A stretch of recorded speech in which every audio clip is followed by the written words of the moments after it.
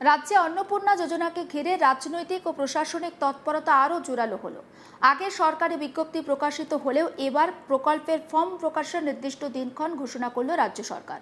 মঙ্গলবার কল্যাণীতে প্রশাসনিক বৈঠক শেষে মুখ্যমন্ত্রী জানিয়ে দেন, বুধবার থেকেই আনুষ্ঠানিকভাবে শুরু হচ্ছে অন্নপূর্ণা যোজনার সরকারি প্রক্রিয়া। এই সঙ্গে শুরু হবে আবেদনপত্র বা ফর্ম প্রকাশের কাজও। মুখ্যমন্ত্রী জানান, এই প্রকল্পের মাধ্যমে সাধারণ মানুষের হাতে দ্রুত আর্থিক সুবিধা পৌঁছে দিতে চায় সরকার। তাই যত দ্রুত সম্ভব নাগরিকদের এনরোলমেন্ট করার আবেদনও জানান তিনি। তার কথায় ২৬শে মে সমন্বয় বৈঠকে লক্ষ্মীর ভাণ্ডার প্রকল্পকে অন্নপূর্ণা যোজনার সঙ্গে যুক্ত করার বিষয়ে বিস্তারিত আলোচনা হয়েছে। বুধবার বিকেলে সংশ্লিষ্ট দপ্তরের মন্ত্রী, মুখ্য সচিব, অর্থ সচিব এবং অন্যান্য আধিকারিকদের উপস্থিতিতে আনুষ্ঠানিকভাবে ফর্ম প্রকাশ করা হবে। সরকারি সূত্রে খবর, এই ফর্ম পূরণ করলেই ধাপে ধাপে উপভোক্তাদের ব্যাংক অ্যাকাউন্টে ৩,০০০ টাকা করে জমা পড়তে শুরু করবে। মুখ্যমন্ত্রী স্পষ্ট জানিয়েছেন, যত দ্রুত আবেদন জমা হবে তত দ্রুত মিলবে আর্থিক সুবিধা। একই সঙ্গে তিনি আশ্বাস দিয়েছেন, নতুন প্রকল্পে টাকা পৌঁছানো শুরু না হওয়া পর্যন্ত লক্ষ্মীর ভাণ্ডার প্রকল্প চালু থাকবে। এ প্রসঙ্গে মুখ্যমন্ত্রী বলেন, যতক্ষণ না অন্নপূর্ণা যোজনার আওতায় ৩,০০০ টাকা মানুষের অ্যাকাউন্টে পৌঁছাচ্ছে ততক্ষণ লক্ষ্মীর ভাণ্ডারের সুবিধাও বন্ধ করা হবে না। পাশাপাশি তিনি স্বাস্থ্য পরিষেবার উদাহরণ টেনে বলেন, যেমন আয়ুষ্মান ভারত কার্ড সবার হাতে পৌঁছানো পর্যন্ত স্বাস্থ্যসাথী প্রকল্প চালু রাখা হবে, ঠিক তেমনভাবেই এই প্রকল্পের ক্ষেত্রেও পুরনো সুবিধা বজায় থাকবে। জানা গিয়েছে, আবেদন প্রক্রিয়া হবে দুভাবেই, অনলাইন অফলাইন। ফলে শহর থেকে গ্রাম সব জায়গায় মানুষ যাতে সহজে আবেদন করতে পারেন তার দিকেও বিশেষ নজর দিচ্ছে প্রশাসন। শুধু তাই নয়, আবেদন প্রক্রিয়ায় সাধারণ মানুষকে সাহায্য করতে এগিয়ে আসবেন স্থানীয় বিধায়ক এবং বিডিও অফিসের কর্মীরাও। মুখ্যমন্ত্রী বলছেন, শুধুমাত্র মানুষের ওপর দায়িত্ব চাপিয়ে দেওয়া হবে না, বিধায়কেরা নিজেদের উদ্যোগে ফর্ম ফিল আপে সাহায্য করবেন। পাশাপাশি বিডিওদের নেতৃত্বে বাড়ি বাড়ি গিয়েও মানুষকে সহযোগিতা করা হবে। তবে এই প্রকল্পে কারা সুবিধা পাবেন তা নিয়েও স্পষ্ট বার্তা দিয়েছেন তিনি দাবি করছেন, শুধুমাত্র ভারতীয় নাগরিকরাই এই প্রকল্পের সুবিধা পাবেন। অবৈধ অনুপ্রবেশকারীদের জন্য এই সরকারি অর্থ ব্যয় করা হবে না বলেও তিনি মন্তব্য করেন। তার অভিযোগ, পূর্বতন সরকারের আমলে ডোমকল এলাকায় পুরুষদেরও লক্ষ্মীর ভাণ্ডারের সুবিধা দেওয়া হয়েছিল, জানিয়ে প্রশ্ন তুলেছেন তিনি। একবার শোনাই মুখ্যমন্ত্রী শুভেন্দু অধিকারীর বক্তব্য। সিএস, এফএস এবং অন্য আধিকারিকদের উপস্থিতিতে অগ্নিমিত্রা পাল এবং আমি একটি ফর্ম পাবলিশ করব, যেই ফর্ম অন্নপূর্ণা যোজনায় ফিল আপ করতে হবে এবং আমরা কালকেই বিস্তারিত বলবো। কারণ এনরোলমেন্ট যখন যত তাড়াতাড়ি করবেন তত বেনিফিট আমরা দিতে পারবো। আমাদের অন্নপূর্ণা যোজনার প্রক্রিয়াটা শুরু হয়ে যাবে কাল থেকে। যেমন যেমন ফর্ম ফিল আপ হবে তেমন তেমন ৩,০০০ টাকা ট্রান্সফারও শুরু হয়ে যাবে। আর যতক্ষণ না ৩,০০০ টাকা ট্রান্সফার হচ্ছে, স্বাস্থ্যসাথী যেমন কন্টিনিউ রাখা হয়েছে আয়ুষ্মান ভারত কনভার্ট না হওয়া পর্যন্ত, এখানে আপনার লক্ষ্মী ভাণ্ডারকেও কন্টিনিউ করা হবে। বিস্তারিত কালকে আপনারা জানতে পারবেন, ফর্মের কপিও আপনারা কালকে পাবেন। অফলাইন অনলাইন অবশ্যই থাকবে, শুধু পাবলিকের উপরও ছেড়ে দেওয়া হবে না, বিধায়করা নিজ উদ্যোগে ফর্ম ফিল আপ করাবেন এবং সরকারও বিডিওদের নেতৃত্বে প্রত্যেক বাড়িতে বাড়িতে ফর্ম ফিল আপের জন্য সহযোগিতা করার জন্য লোক পাবেন। এবং মাথায় রাখতে হবে, ভারতীয়রাই কেবলমাত্র এই সুযোগ পাবেন, অভারতীয়রাই সুযোগ পাবেন না।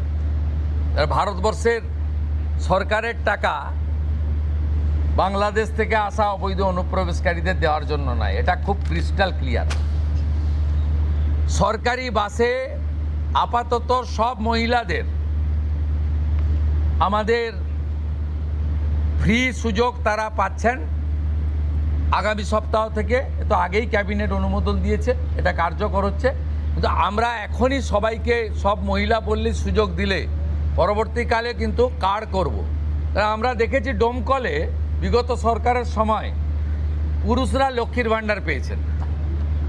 কেউ যদি মুখ মাথা চাপিয়ে রেখে শিলিগুড়ি থেকে এনবিএসটিসির ভলভো বাসে উঠলেন দীঘা আসবেন বলে,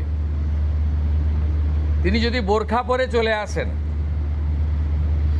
তাহলে তাকে পুরুষ না মহিলা দেখার কোনো মেকানিজম বাসের ড্রাইভার কন্ট্রাক্টরের নেই। আপাতত চালু করলেও পরে আমরা মহিলাদের জন্য আলাদা ফ্রি কার্ড করে দেওয়ার ব্যবস্থা করব। আমরা প্রাথমিকভাবে আলোচনা করেছি এবং এটা আমরা কার্যকর করতে চলেছি। আমাদের মা ক্যান্টিন রয়েছে, সেই ক্যান্টিনগুলোতে 367টা, তাই তো, অ্যাপ্রক্স 400-র কাছাকাছি সংখ্যা আপাতত এই থাকছে। সেখানে আমরা 2 দিন করে মাছ খাওয়াবো, সপ্তাহে 2 দিন করে মাছ খাওয়াবো, 5 টাকাতেই খাওয়াবো। এই কাজগুলো আমরা করছি। বাকি অন্যান্য বিষয়গুলো হবে। আমরা কয়েকটা প্রোগ্রাম পেয়েছি। সেটা হলো আগামী 30 তারিখে কেন্দ্রীয় আরবান এবং পাওয়ার মিনিস্টার আসছেন, অগ্নিমিত্রা পাল মহোদয়, তার প্রোগ্রাম পুরো অ্যাসিস্ট করছেন। আমিও একটা সময় নিশ্চয়ই কাটসিমিট করব। সব মিলিয়ে অন্নপূর্ণা যোজনাকে কেন্দ্র করে রাজ্যে নতুন রাজনৈতিক ও প্রশাসনিক সমীকরণ তৈরি হয়েছে। এবার নজর থাকবে কত দ্রুত মানুষের হাতে পৌঁছায় এই প্রকল্পের সুবিধা এবং কত সংখ্যক মানুষ এই যোজনার আওতায় নাম নথিভুক্ত করেন। অনুপ্রবেশকারীদের প্রসঙ্গে শুভেন্দু অধিকারী স্পষ্ট ভাষায় বলেন, বাংলাদেশি অনুপ্রবেশকারীদের ধরার পরে কোর্টে পাঠানোর কোনো প্রয়োজনই নেই। পুলিশ সরাসরি তাদের বিএসএফ এর হাতে তুলে দেবে। বিএসএফ ভারত সরকার ও বাংলাদেশ সরকারের মধ্যে থাকা চুক্তি অনুযায়ী তাদের বাংলাদেশি হিসাবে চিহ্নিত করে ফেরত পাঠাবে। তার দাবি, বেআইনি অনুপ্রবেশকারীদের বছরের পর বছর জেলে রেখে সাধারণ মানুষের করের টাকায় খাওয়ানোর কোনো মানেই হয় না। তিনি আরও বলেছেন, আমাদের জেলে 3 মাস, 6 মাস, 2 বছর রেখে চাল, ডাল, তেল, মাছ, ডিম, কাপড়, ওষুধ কেন দিতে হবে? এতে ভারতীয়দেরই তো ক্ষতি হচ্ছে, রাজ্যেরও ক্ষতি হচ্ছে। তার বক্তব্য স্পষ্ট, অনুপ্রবেশ ইস্যুকে শুধুমাত্র প্রশাসনিক নয়, অর্থনৈতিক বোঝার প্রশ্ন হিসাবেও তুলে ধরতে চাইছে সরকার। শুনুন এই প্রসঙ্গে মুখ্যমন্ত্রীর বক্তব্য। আমি হাকিমপুর সম্পর্কে জানি না, আমি মিডিয়াতে দেখছিলাম, কিন্তু এটা নতুন কিছু নয়, প্রেজেন্ট অ্যাক্টই রয়েছে। এবং আমরা বলে দিয়েছি যে বাংলাদেশের অবৈধ অনুপ্রবেশকারী তাদেরকে কোর্টে পাঠানোর কোনো দরকার নেই, আইনে নেই। সরাসরি পুলিশ নেবে এবং বিএসএফের হাতে হ্যান্ডওভার করবে। বিএসএফের যা ভারত সরকার বাংলাদেশ সরকারের সঙ্গে আছে এগ্রিমেন্ট, তাতে বাংলাদেশি প্রুফ করে হ্যান্ডওভার করে দেবে। আমাদের জেলে 3 মাস, 6 মাস, 2 বছর রেখে আপনার চাল, আপনার ডাল, আপনার তেল, আপনার মাছ, আপনার ডিম, আপনার কাপড়, আপনার মেডিসিন ওদেরকে দেব কেন? এটা তো ভারতীয়দেরই ক্ষতি হচ্ছে, আমাদের রাজ্যেরই ক্ষতি হচ্ছে। সেই জন্য আইনটা এতদিন ছিল ভোট ব্যাংকের স্বার্থে কেউ বা কারা ব্যবহার করেনি। আমরা ভোট ব্যাংকের বাইরে গিয়ে দেশের স্বার্থে, রাজ্যের স্বার্থে এই আইন কার্যকর করছি। আজ থেকে অন্নপূর্ণা ভান্ডারের ফর্ম পাওয়া যাবে যেমনটা জানা যাচ্ছে, এবং মুখ্যমন্ত্রী তিনি গতকাল কল্যাণীতে একটা বৈঠক করেছিলেন। সেই বৈঠকের পর স্পষ্ট হয়েছে, তিনি আরও একটা বিষয় স্পষ্ট করে দিয়েছেন, অন্নপূর্ণা ভান্ডারের টাকা না ঢোকা পর্যন্ত যারা লক্ষ্মীর ভান্ডার পেতেন তাদের সেই লক্ষ্মীর ভান্ডারের টাকা কিন্তু চালু থাকবে। সমস্ত আপডেট পৌঁছে দেবো আপনাদের কাছে। নজর রাখুন আজ তাক বাংলা, সাবস্ক্রাইব করতে ভুলবেন না।